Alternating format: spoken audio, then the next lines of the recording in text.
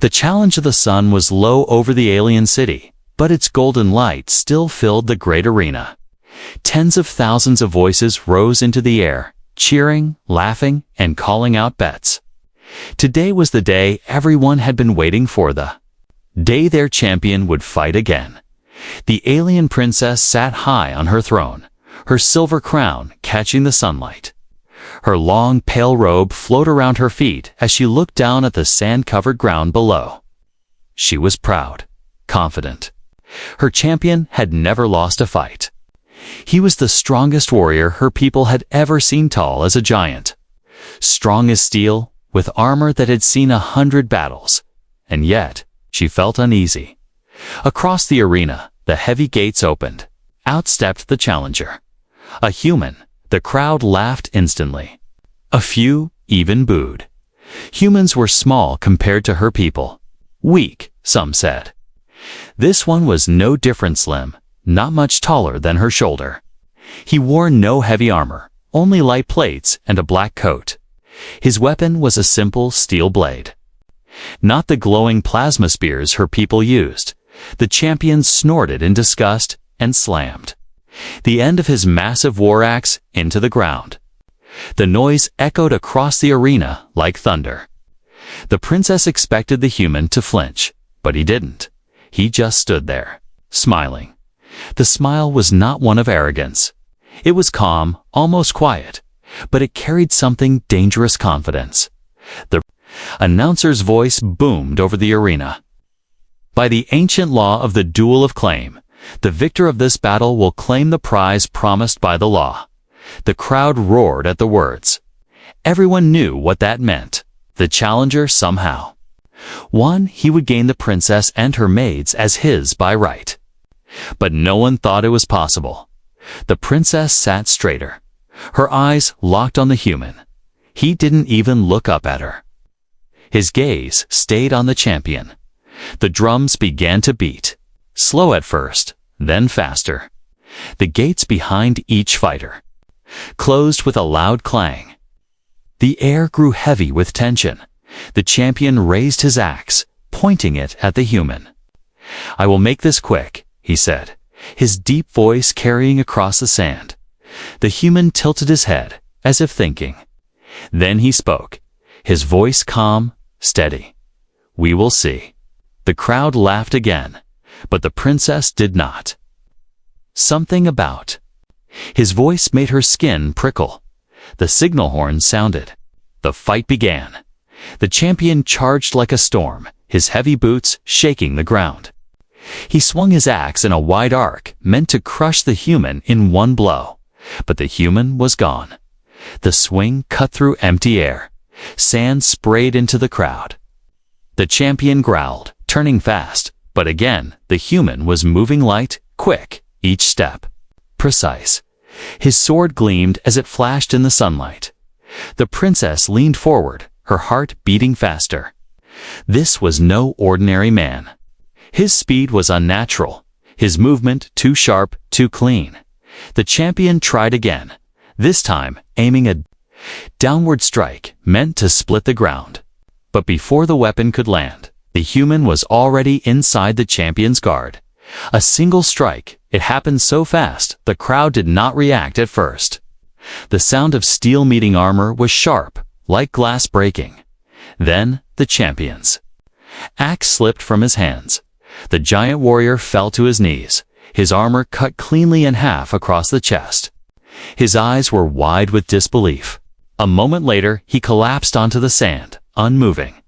The arena went silent. The princess's breath caught in her throat. She had seen many battles, but never anything like this. The human had moved like a shadow, struck like lightning, and ended the fight in less than 10 heartbeats. Gasps filled the air. Then, slowly, the crowd began to shout, not in laughter now, but in shock and anger. Some called for the fight to be redone. Others demanded the human's death, but the law was clear. Ancient and unbreakable. If the champion fell, the challenger won everything. The human turned his head toward the throne for the first time. His eyes met hers. She felt something strange in that moment. Not fear, but something deeper. A feeling she could not name. Without a word, he began to walk toward her, step by slow step. The crowd's noise faded until all she could hear was the sound of his boots on the sand. The princess's hands tightened on the arms of her throne. What did this human want? Why did she feel like this was only the beginning? Asterisk, the impossible blah. The arena was still silent. The dust from the duel floated in the warm air like slow-moving smoke. The champion, once the pride of an entire race, lay broken on the sand. His armor, thought to be unbreakable, was split. His chest plate had a deep, perfect cut running from shoulder to hip. No one could understand how such a thing was possible. The alien princess sat frozen on her throne. Her fingers clutched the armrests so tightly that the golden metal left marks on her skin.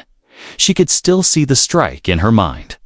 A single fluid movement, not wild, not desperate. Perfect. The human's blade was steady in his hand as he walked forward. Each step echoed across the quiet arena. The princess's people had fought humans before. They were clever, adaptable, and stubborn. Yes, but never had she seen one defeat a warrior of her champion's skill. Her people's warriors trained from childhood. They learned the art of combat as part of their bloodline, and yet, this human stranger, had just ended the fight in less than 10 heartbeats. Gasps and whispers began to ripple through the crowd. Some voices rose in protest, others demanded the elders intervene. But the elders did not move. They knew the law. The duel of claim was ancient. It had existed long before the princess was born, long before her father was king. Whoever won the duel claimed the prize named before the fight began. There were no exceptions, and this time, the prize was her. The human stopped a few steps, away from the champion's body. He crouched for a moment, pressing 2 fingers to the fallen warrior's neck. "He's alive," the human said quietly, his voice calm but carrying enough strength to be heard even in the stands. "He will live, but he will never fight again." The crowd erupted, half in relief, half in outrage. The princess's heartbeat quickened. She rose slowly from her throne, her eyes fixed on the human. "Who are you?" she asked, her voice sharp, demanding. The human looked up at her. His gaze was steady, without fear or arrogance.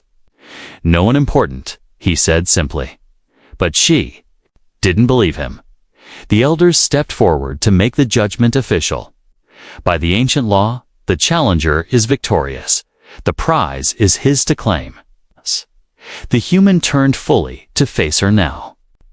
There was no smile on his lips, only a strange, unreadable calm. He sheathed his sword in one smooth motion.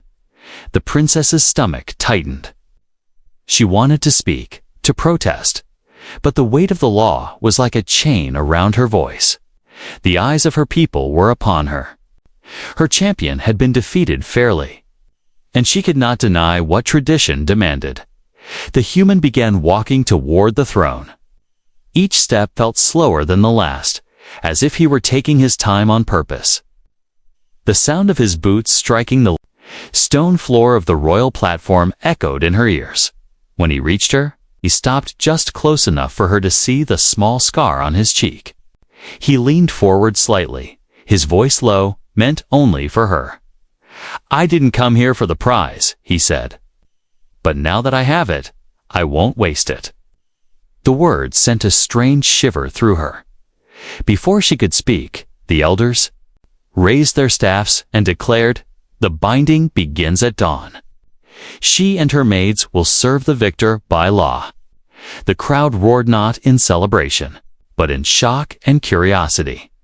The human gave the princess one last look before turning and walking away, leaving her with questions she could not push from her mind.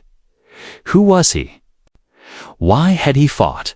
And most of all, what did he plan to do with her now that the law bound her to him forever? In the shadow of the arena's tall gates, the human disappeared from sight. The princess remained standing, feeling the weight of her future pressing down like a heavy storm cloud, somewhere deep inside her. She knew this was not the end of the fight. It was only the beginning. The binding Lotha sun had set behind the city's tall towers. Long shadows stretched across the arena, and the once roaring crowd had gone quiet. Only the sound of banners flapping in the wind remained. The princess was still on her throne, staring at the spot where the human had stood only minutes ago. Her champion's lifeless armor lay in the sand, its split chestplate glinting in the fading light. The memory of the single strike replayed in her mind again and again. She had been raised to believe that humans were clever but fragile, quick thinkers but poor warriors. But this one had shattered that belief in less than 10 heartbeats. The elders approached the throne, their long robes brushing the floor. Each carried a staff marked with the symbols of their ancient order. The eldest, his voice slow and deep, spoke first. "Princess Serena," he said, bowing his head. "The duel of claim has been settled. The challenger is victorious." Her hands tightened around the arms of her throne. "I know the law," she replied coldly. "The law must be honored," another elder added. "At dawn, the binding ceremony will take place. You and your maids will serve the victor in all things. This is the will of our ancestors." Her heart sank. She had known this moment would come the moment her champion fell, but hearing it spoken aloud made it real. "And if I refuse?" she asked. The elders exchanged slow, heavy glances. "Refusal is dishonor," the eldest said. "Dishonor is exile. And exile is death beyond the stars." The words were final. She rose from the throne, her robe trailing behind her as she stepped closer to the edge of the royal platform. Down below, the human was speaking quietly to two of his crew members. They wore light armor and carried weapons. Unlike any she had seen before, sleek, compact, deadly. One of the elders leaned toward her. "He has chosen to keep you," he whispered. Her stomach tightened. "Of course he has," she muttered under her breath. But then she remembered his words after the duel. "I didn't come here for the prize. But now that I have it, I won't waste it." What did that mean? Her personal guards escorted her back to the royal quarters as the arena gates closed for the night. The grand halls were silent except for the echo of boots on polished stone. Her maids followed closely, whispering nervously to each other. Inside her chambers, the maids tried to comfort her, but she waved them away. She stood by the tall glass window, looking out at the alien city glowing under the night sky. Ships moved through the air, their lights weaving patterns above the towers. Somewhere out there, the human starship was waiting. One of her oldest maids, Lyra, finally spoke. "Princess, do you fear him?" The question caught her off guard. "Fear," she repeated. "No, I do not fear him, but I do not understand him, and that troubles me." Lyra nodded slowly. "Sometimes, Princess, the ones we understand the least are the ones who change our lives the most." The princess turned back to the window, her reflection staring back at her. She wondered if by dawn she would still recognize the woman in the glass dot far away. In the dark hangar where his ship rested, the human sat alone in a small room. His sword lay across his lap. He cleaned the blade with careful, deliberate motions. His eyes were calm, but there was something deeper. There's something he kept hidden. A crew member entered. "Captain," the elders confirmed it. "The ceremony is at dawn. Are you ready?" The human didn't look up. "Ready? I've been ready for a long time. Do you want her as a prize?" The crew member asked. The human paused, his hands still on the sword, then he looked up, a faint smile on his lips. "She's not a prize. She's the key." The crew member frowned, not understanding, but didn't ask. They knew better than to press for answers the captain wasn't ready to give. Outside, the twin moons rose over the alien city, casting silver light over the arena, the palace, and the humans' waiting ship. When the dawn came, nothing would ever be the same for the princess. Or for him. Asterisk, asterisk, the journey begins. The first light of dawn spilled across the alien city, turning the palace towers gold. The ceremonial drums began to beat in the distance, slow and heavy, each note a reminder that the binding was about to begin. Princess Serenia stood in the great hall. Her maids gathered around her. They dressed her in the traditional silver robes, of surrender-flowing fabric with threads of starlight woven through. She hated the way it felt against her skin, not because it was rough, but because it carried the weight of humiliation. The elders entered, their faces solemn. Behind them came the human. He walked without hurry, but every step seemed deliberate, as if he already knew how the day would end. His black coat swayed gently with his movement, the sword at his side clean and polished from the day before. When he reached the center of the hall, he looked at her not as a man looks at a prize, but as a commander studies a battlefield. The eldest elder raised his staff. By the ancient law, the victor claims what is promised. Princess Serenia and her sworn maids will now serve the human captain until death or release. A faint murmur spread through the onlookers. Some were angry, others curious, and a few afraid. The human stepped forward. "I accept the binding," he said simply. His voice was steady, controlled, carrying no boast. The princess met his gaze. "You win by law," she said coldly. "But the law does not give you my loyalty." Something flickered in his eyes, perhaps amusement, perhaps respect. "Then I will earn it," he replied. The ceremony ended with the elders sealing the agreement in ancient script. By the time the final word was spoken, the human ship was waiting at the palace docks. It was nothing like the towering alien vessels she had known. His ship was lean, built for speed and precision. Its hull was dark, with streaks of silver running like veins across its surface. Weapons sat hidden under smooth plating, revealed only when needed. The humans, crewmen, and women of various worlds stood in disciplined rows at the ramp. They saluted their captain, but barely looked at her. She noticed that even in this strange crew, his presence commanded absolute respect. As she and her maids boarded, the air inside was cooler, filled with the hum of hidden machinery. The corridors were narrow, but every inch served a purpose. She could feel the difference. Her people built ships like palaces. Humans built ships like weapons. The human led her to a small observation room at the front of the vessel. Through the large, reinforced window, the city stretched below. Bathed in the soft light of morning, "You can still see your home," he said quietly. For a little while, she kept her eyes on the view, and after, he didn't answer. Instead, he gave a small nod to his pilot. Moments later, the engines came alive with a deep, vibrating hum.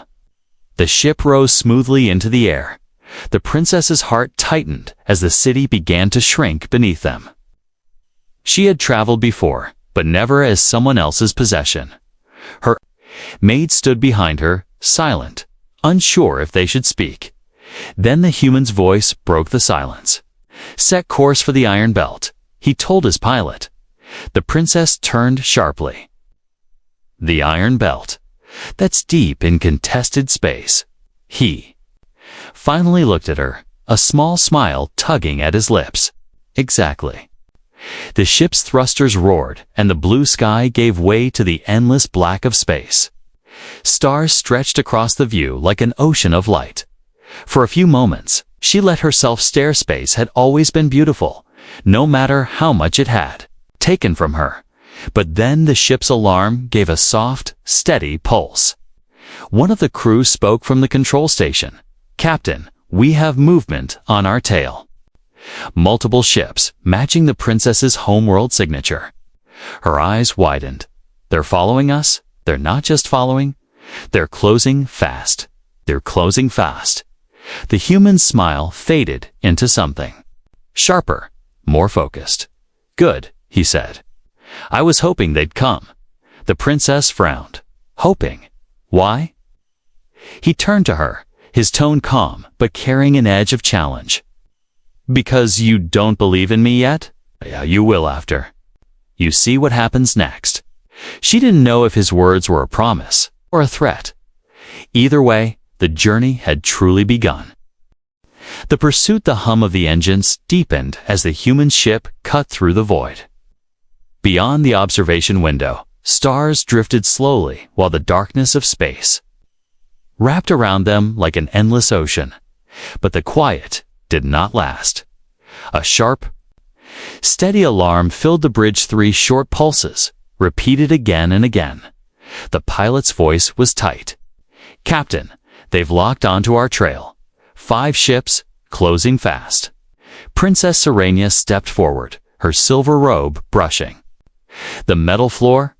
5 ships, she asked, disbelief in her voice. They must be part of the royal vanguard. My people will not allow me to be taken without a fight. The human captain did not turn to look at her. His eyes stayed on the holodisplay in front of him. A glowing map showed 5 red blips chasing a single blue one. His ship. They're not here to rescue you, he said quietly. The princess narrowed her eyes. Then why? They're here to kill me. And make sure you never speak of what happened in the arena. A flicker of unease passed over her face. She knew he might be right. In her world, honor was everything. And losing to an outsider brought deep shame. It was easier for the council to erase the loss than live with it. The pilot's voice broke the moment. Range closing 70,000 clicks. Shields up. The captain shook his head. Not yet. Let them think we're running. The crew obeyed without hesitation. Every movement was precise, practiced. They were soldiers, not just spacers. The princess folded her arms. If you run, they'll hunt you to the edge of the galaxy. The captain glanced at her with the faintest hint of a smile. Who said anything about running? Without warning, the ship banked hard to starboard. The stars outside spun into streaks of light as the pilot pushed the engines to their limits. Behind them, the pursuing ships adjusted course, closing the gap. 50,000 clicks, the pilot reported. The captain stood in the center of the bridge, calm, as if the chase were nothing more than a quiet walk. Load forward cannons. Prep torpedo bays 1 and 3. The weapons officer grinned. Aye, Captain. The princess stared at him. You're turning to fight against 5 warships. Yes, he said simply. That's suicide. She shot back. He turned fully to face her now, and there was a fire in his eyes. No, that's war, and war is what humans do best. The moment the words left his mouth, the ship lurched again, flipping end over end in a controlled spin. The crew didn't flinch. They were strapped in, ready. The maneuver put them directly in the path of the incoming fleet. The 5 red blips on the display grew larger, closer. 30,000 clicks, the pilot said. Open torpedo bays. The captain ordered. The princess gripped the railing by the window. She wanted to tell him he was insane, that he was going to get them all killed. But there was something in his voice, in the way his crew followed every command without hesitation, that silenced her. A tone sounded high and quick. Firing. Solution locked, the weapons officer reported. Fire, the captain said. 2 streaks of light shot from beneath the ship, vanishing into the dark. Seconds later, the space ahead bloomed with fire. One of the pursuing ships was gone, its burning remains scattering into the void. The enemy formation broke for a moment, but only for a moment. The remaining 4 closed in tighter, weapons blazing. Beams of plasma cut past the hull, lighting the bridge in pulses of orange and blue. Shields up, the captain ordered. The hum of the ship deepened as the protective field came alive, glowing faintly around them. The princess's heart pounded as the human ship dove between two of the attackers, so close she could see the markings on their hulls. The gunners unleashed a storm of cannon fire, ripping into the enemy shields. One ship spun away, crippled. That left three. The captain's voice was steady. "Bring us around for another pass. Target their leader." The princess couldn't look away. She had seen battles before, but never like this. Her people fought with honor, with ceremony. This was something else entirely quick, brutal, without wasted motion. The human was not just fighting. He was hunting, as the third enemy ship exploded in a flash of light. She realized something she had never believed before. This man might actually win. But as the last two enemy ships regrouped, a new alarm filled the bridge. The pilot's voice went cold. "Captain, a massive signature just appeared, bigger than anything we've seen. It's dropping out of hyperspace right in front of us." The captain's eyes narrowed. "Show me." The holodisplay flickered, and a massive red shape filled the screen. The princess's blood ran cold. She knew that silhouette. It was the royal flagship. Asterisk, asterisk. The final dua, the royal flagship, was a monster in the void. Its black and gold hull stretched 4 kilometers, bristling with weapons that could erase a city in seconds.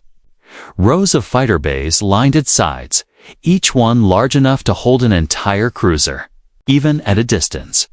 It radiated power, the kind of power that crushed rebellions before they even began. Princess Saranya's breath caught in her throat.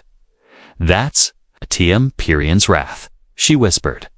The captain's eyes stayed locked. On the display, "I take it that's not a welcome wagon. It's the pride of my people," she said, her voice low. "Ate's commander." She hesitated, the words heavy. "Is my father's greatest weapon."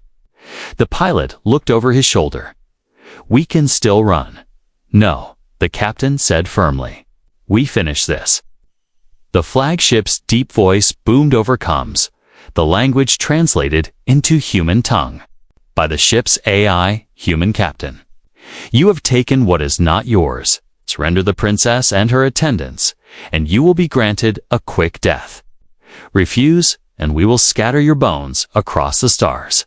The captain leaned back in his chair, completely unshaken. "Tell him," he said to the comms officer, "that if he wants her back, he can come and take her himself." The bridge went silent. The princess turned sharply to him. "You don't understand. The commander of that ship isn't just a soldier, he's a warlord. His name is Kale Voran. He defeated 10 champions in a single year. My champion trained under him." "Good," the captain replied, standing. "Then this will be worth my time." Boarding moments later, the Wrath launched boarding craft. The captain didn't fire on them. Instead, he ordered his crew to let one dock. The princess was stunned. "You're letting them in?" "I want him here," the captain said simply, "where I can end this in one strike." The docking clamps engaged with a loud clang. The airlock hissed open, and a towering figure stepped through. Kale Voran was a wall of muscle wrapped in black armor, his face hidden behind a jagged silver mask. His presence filled the room like a storm. Soldiers followed him, but at a single gesture, they stopped at the door. "I came for the girl," Kale said, his voice deep, metallic. "Step aside, human." The captain stepped forward. "You'll have to kill me." Kale tilted his head. "That's the plan." The duel begins. They met in the center of the cargo bay. The crew and the princess stood back, forming a loose circle. Kale's weapon was a massive glaive, its blade glowing faintly with plasma energy. The captain drew his sword, simple steel blade, almost plain in comparison. The princess's heart pounded. She had seen Kale fight before. His style was raw power. Each strike meant to crush his enemy. The human was a mystery. The first clash came fast. Kale swung in a brutal arc, the kind that would split a man in two. The captain sidestepped, the blade passing inches from his face, and countered with a quick strike to Kale's side. Sparks flew. The glaive spun, forcing the human back. Kale pressed hard, each blow heavier than the last. The human moved like water, flowing around the strikes, never staying in one place. His boots slid across the deck, his eyes locked on Kale's every movement. Then, for the first time, the human struck with real force. His blade caught Kale's glaive mid-swing, twisting it aside. A second later, his foot slammed into Kale's chest, sending the warlord staggering back a step. The crowd gasped. The turning point. Kale laughed a deep, harsh sound. "You're better than I thought, but you can't win." The captain's voice was calm. "That's what your champion said." They clashed again, faster this time. The human was no longer only dodging. He was testing Kale's defenses, slipping strikes in between the larger man's swings. The air filled with a sound of steel meeting steel. The glow of the glaive casting shadows across the bay. Then Kale's glaive cut deep, slicing across the captain's shoulder. The human staggered but did not fall. Instead, he stepped in close, so close the glaive's length became useless sand, drove his sword upward in a brutal, clean thrust. The blade pierced Kale's armor at the joint, sliding between plates and into flesh. The warlord froze, his weapon falling from his hands. His breath rattled. The captain's voice was low, meant only for him. "I don't take what's not mine. But she's not yours anymore." With a sharp twist, he pulled the blade free. Kale collapsed to the deck with a heavy thud. Aftermath, the remaining soldiers hesitated, looking to the princess. She stepped forward, her voice firm. "Stand down. The law has spoken twice now. He is the victor." Slowly, the soldiers lowered their weapons. The captain wiped his blade clean and sheathed it. He gave the princess a brief nod. "You're free now. You can go if you wish." But she didn't move. For the first time, she saw him not as her captor, but as something else entirely. And deep inside, she knew she wasn't ready to walk away. The cargo bay was quiet now. Smell of scorched metal and faint traces of plasma still lingered in the air. Kale Voran's armored body lay motionless where it had fallen, his black glaive beside him. The once mighty warlord, her father's greatest weapon, was silent. The human captain stood a few steps away, sword back in its sheath, his chest rising and falling slowly. A dark stain spread across his shoulder where Kale's blade had cut deep, but he didn't seem to notice the pain. His eyes were calm, steady, as if the duel had only confirmed something he already knew. Princess Serenia stared at him, her mind a storm of thoughts. Hours ago, she had seen him as a stranger and enemy, bound to her by an old and cruel law. Now, she was no longer sure what he was. The surviving soldiers looked to her for orders. Their leader was dead. The law had spoken twice, and twice it had favored the human. If she commanded them to attack, they would obey. But it would break the very traditions she had been raised to protect. The captain broke the silence. "You're free," he said simply, his voice low but clear. "The law no longer binds you to me. You can take your people and return to your world." Her eyes narrowed slightly. "And if I go, what happens to you?" He shrugged. "I'll keep moving. It's always another fight, another enemy. My crew and I, this is what we do." Something about the way he said it felt heavy, almost lonely. The conflict within the princess turned away, walking toward the soldiers. She could feel their eyes on her, waiting for her decision.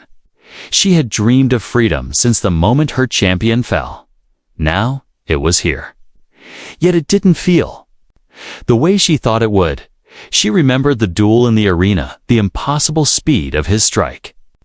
She remembered the space battle, the way he had faced 5 warships without flinching. And she remembered the duel just now, where he had faced a warrior she herself feared. And won. But it wasn't just his victories that haunted her. It was the way he had spared her champion's life. The way he never treated her like a trophy, even though the law allowed it. The way he looked at her not as a possession, but as someone worth speaking to. Her maids stood behind her, their faces anxious.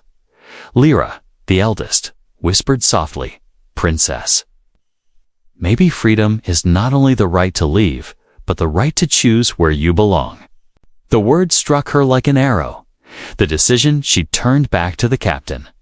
If I stay, it will not be because of the law. He met her gaze without hesitation. Then why? She walked toward him, stopping just close enough that she could see the faint lines of exhaustion around his eyes. Because I have seen how you fight for those who stand with you. My people fight for honor. You fight to win. And I think I need to learn why. A small, almost invisible smile touched the corner of his mouth. Then welcome to the crew. The moment was quiet, but it carried weight. The soldiers lowered their weapons. Her maids exchanged glances, realizing their future had just changed forever. The new path within an hour. The Wrath's remaining soldiers were released in escape pods, sent back toward their homeworld. The humans' crew worked quickly, repairing battle damage.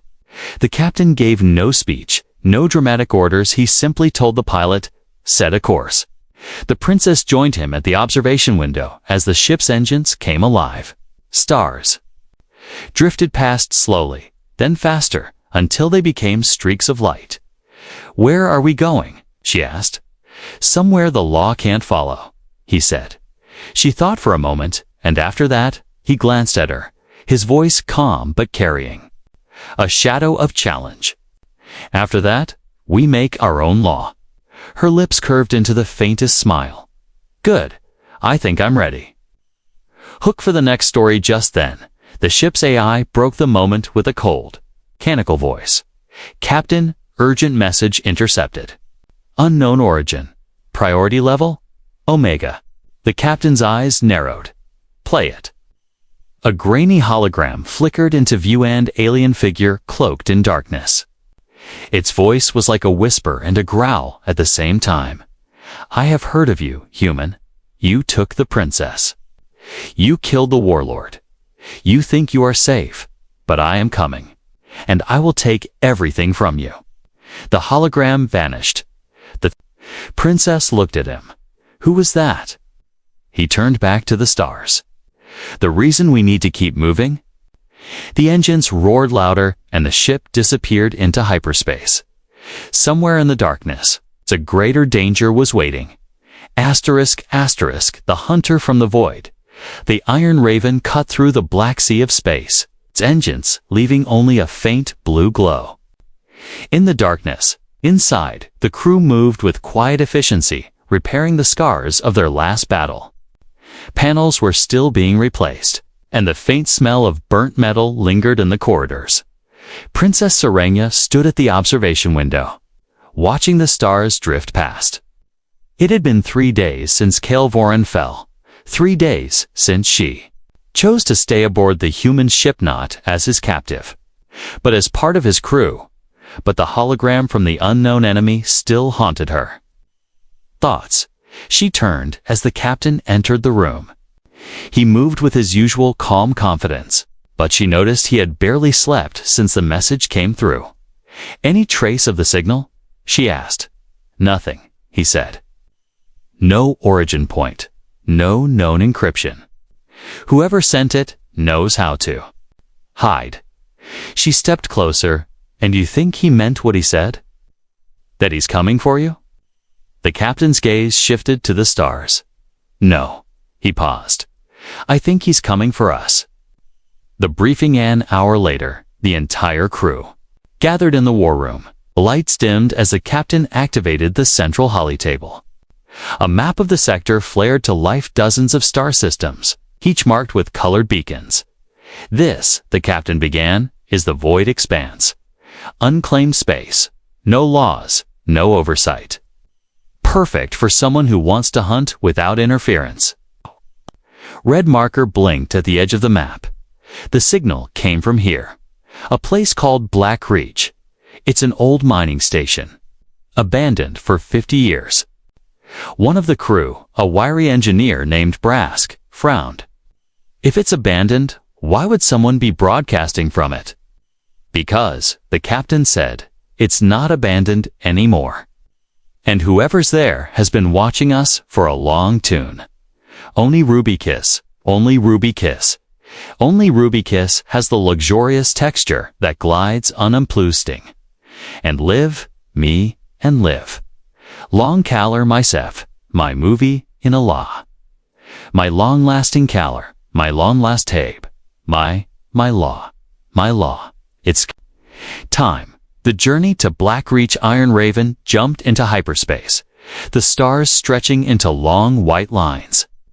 In the quiet between jumps, the princess trained with one of the crew's weapons masters. She was no stranger to combat, but human fighting styles were faster, sharper, less ceremonial than what she knew. Every day, her strikes grew more precise. She noticed the captain often watching her sessions from the upper deck, not interfering, but observing. Finally, after 2 days of travel, the ship dropped out of hyperspace. Black Reach hung before them, a massive station orbiting a dying red star. Its outer ring was half-collapsed, its hull scarred by centuries of neglect. Only a few dim lights glowed along its structure, flickering like the eyes of something alive. The crew went silent. The captain broke it. Full shields, weapons ready. We go in slow. The trap. The Iron Raven moved closer, its sensors scanning the station. No active defense systems. No visible ships. It's too quiet, the pilot murmured. The princess stepped beside the captain. Could be bait. It is bait, he said, his voice calm. The question is, what's the hook? They entered the outer docking ring. The interior was dark, only emergency lights casting long red shadows across the metal walls. The boarding party was small. The captain, 2 crew members, and the princess. Every step echoed in the hollow station, the air stale with age. Halfway down a corridor, the station's lights snapped on. Dozens of armored figures stepped out from hidden alcoves, weapons raised. Their armor was black with streaks of silver. Their visors glowing faint blue. A voice boomed from overhead speakers, cold and unmistakable. Welcome, human. You brought the princess. Good. That will save me the trouble of taking her from your cold hands later. The captain's eyes narrowed. Show yourself. From the far end of the corridor, a figure emerged, tall, lean, his armor shaped like jagged bone. A long blade hung at his side, but his hands were empty. I am Varric, he said, his voice like the scrape of steel. And I am here to finish what Kael Vorin could not. The princess felt her blood run cold. She had heard that name before. Varric was a ghost story among warriors, a killer who fought outside the law. Serving no king, no council, the captain took one step forward. Then you should have brought more men. Varric smiled faintly. Oh, I did. Cliffhanger, 4-part. 9. The deck beneath their feet vibrated. Through the floor grates, the princess could see faint orange light growing brighter. Varric tilted his head. You didn't think I'd fight you here, did you? This station is my weapon. The hum grew. Louder, deep, and hungry. The walls began to glow faintly as something massive powered up in the station's core. The captain's hand dropped to his sword. Everyone back to the ship. Now, but before they could move, heavy blast doors slammed shut behind them. Varric stepped closer, his glowing eyes fixed on the captain. No running this time, human. The void has claimed many, and it's about to claim you. The sound of metal tearing filled the air. Somewhere deep inside Black Reach, something enormous was waking up. The beast in the station, the floor shook beneath their feet. It was not the vibration of machinery or the hum of engines. This was deeper, heavier, like something alive was moving under the metal. Princess Saranya's hand went instinctively too, the small blade hidden beneath her robes. Her eyes scanned the dark corridor, the black-armored soldiers, the cold smile of Varric. The human captain did not look at her. His gaze was locked on Varric, steady and unshaken, even as the walls themselves seemed to breathe. The sound grew louder, metallic roar that rolled through the air like thunder.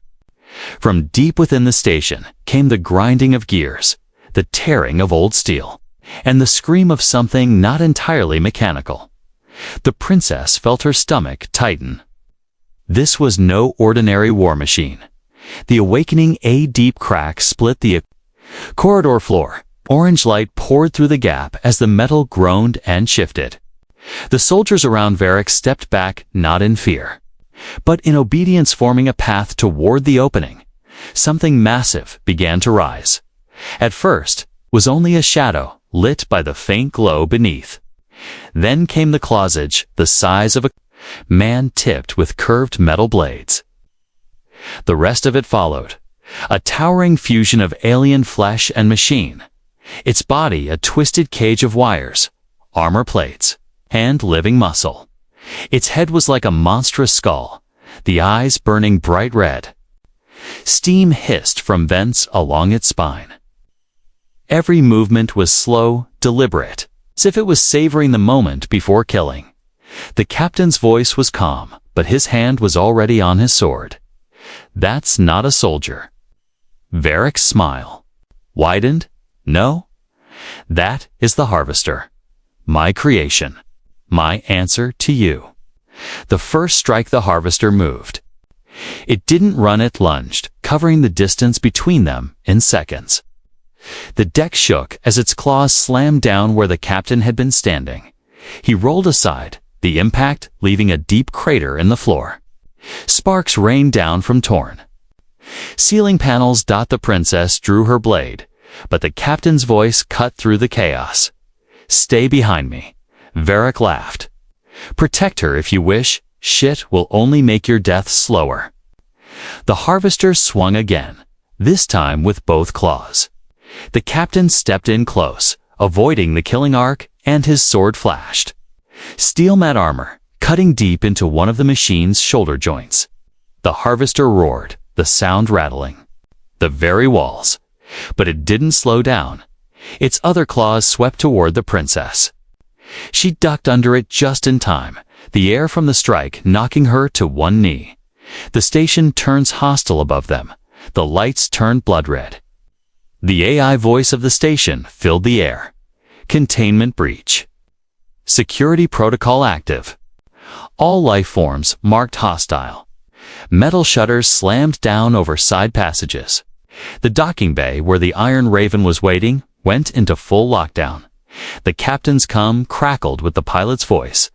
Captain, we're sealed in. They've got the whole station against us. Hold position, the captain ordered between strikes. We'll open the way. The duel within the chaos, the harvester charged again, forcing the captain to give ground. Every blow was a test of speed and endurance. Sparks and shrapnel littered the deck as claws ripped through bulkheads. Varric stood just beyond the fight, watching like a predator, enjoying the chase. He didn't move to help his creation.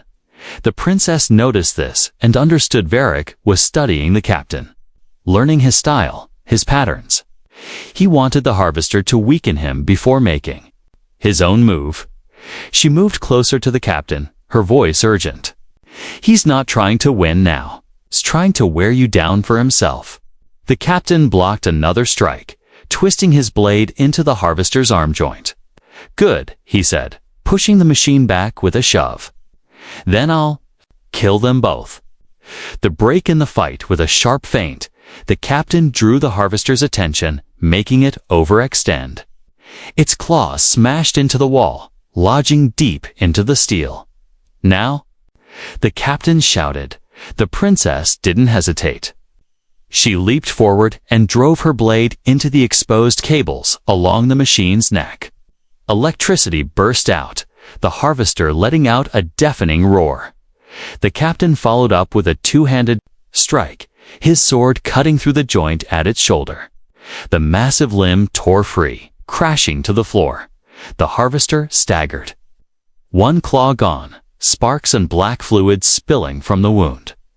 Varric finally stepped forward. His voice was calm, almost amused. Not bad. For a warm-up,